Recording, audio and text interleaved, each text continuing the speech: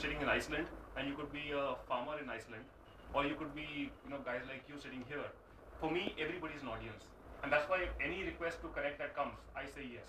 Right? Why? Because everybody is a potential reader or consumer of my content. Right? I'm not a HR guy where I really need to connect only to a finite set of people. Right? And so a farmer in Iceland might want to come to holiday in India, or he might just want to know about India.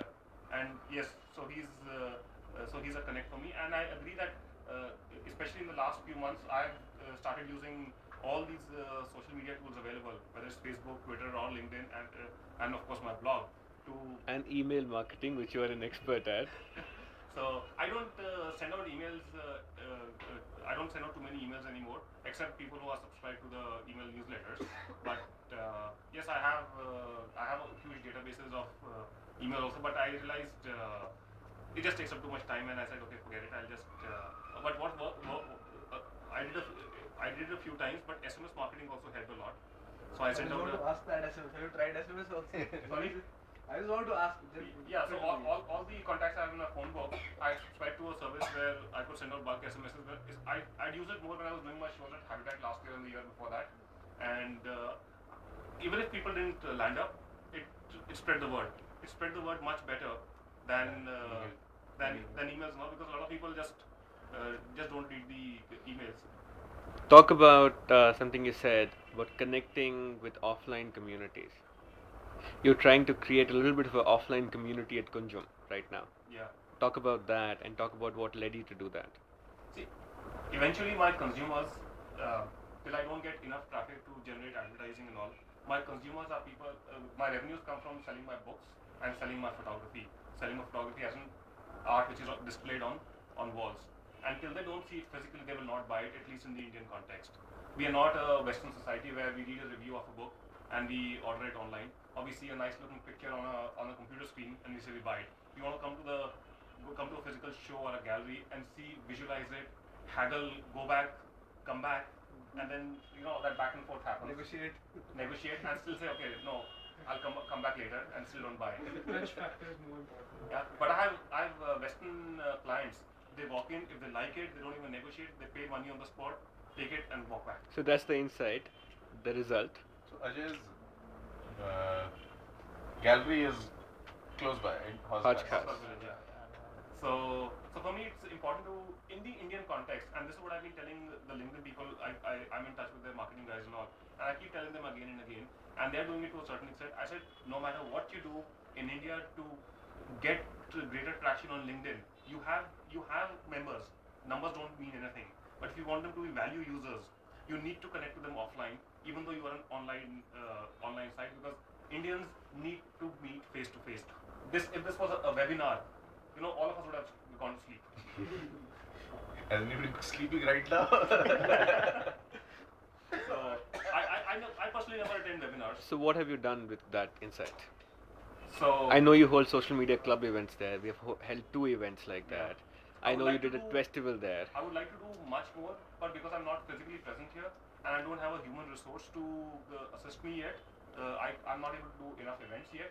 But if I had the time, or I'm actually on the lookout, if I get somebody who can assist me with the marketing, there would be an event happening probably every week, either at my gallery or elsewhere, where I can expose my work physically and talk to people or talk about my travels, do slide shows and things like that. And that's probably going to enhance my personal branding, take it to another level, which with social media and traditional media probably doesn't do.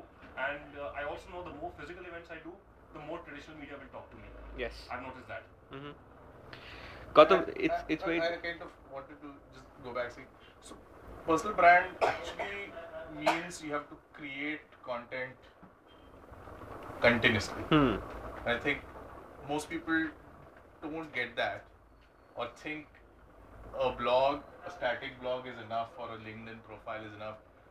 I think more than that, it's about saying, what meaningful stuff can I create regularly, which in a virtuous cycle way makes you want to read more, consume more content, so that you can churn out create your own content a lot better. And you're an expert at doing that. But you're also, so I'll come to that and I'll ask Ajay that question also. But talk about the thing you talked about, that it really reached the next level for you when when you moved beyond the Indian community and started connecting with the global HR community. Because Ajay said that it really begins to come together when you start doing offline events and start bringing people offline together.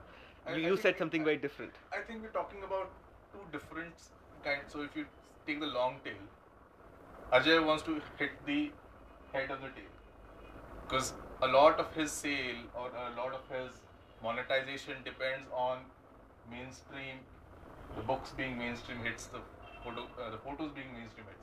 I don't have an offering to sell per se, so I'm okay with connecting with the long tail. You're selling yourself.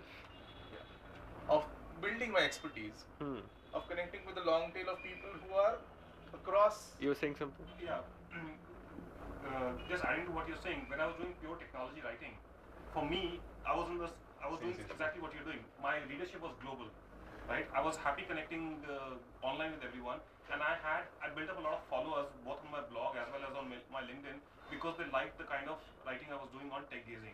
And but when I moved to travel, the same audience might not be interested in knowing about India. They might or might not connect to me, and so I'm suddenly building up a new audience. But what I would like to add in this whole discussion is personal branding is fine, but I've also realized that for almost everything that all of us are doing, there are enough people who are doing an equally good job, and they're also known. So if I'm a travel photographer, there are so many photographers out there who are doing a much better job than I'm doing, right? And and we know a lot of those names. If I talk about writing, there are many better authors out there, or they've marketed themselves better.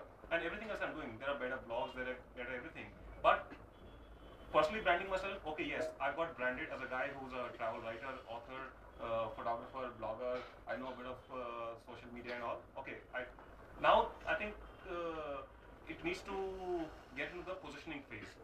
And how do I position myself that if you want to buy a photograph for your house, buy it from me and not from that guy. And I'll come to that. But let's finish this thought of online. So yeah, you're saying that it really it became interesting when you built an international audience of influencers. Yeah, I think because most of those early adopters became influencers, so it was like a small community which essentially became the arrowhead. And it's not like everybody stays with it. There are people who dropped out, there are people who left businesses, but there are like at least a dozen people who've traveled this journey together of HR, recruiting, social media, blogging. When together. did you hit your first top 100 most influential HR thinkers of the world kind of lists? I think 2007. So it took you 5 years to do that. It took you 5 years to write the book. It took you 5 years to hit top 100 HR influencers in the world list. Yeah, it takes around that much time. It takes around 5 years to do one of these things. Yeah, and like you were saying, in these 5 years, constantly create content. And basically read a lot more so that you have something to comment and talk about. How often do you? So you don't write anymore too much on the tech gazing blog, but you. Yeah, because again, when I was doing the tech writing and I'd written those white papers on LinkedIn and all, at that time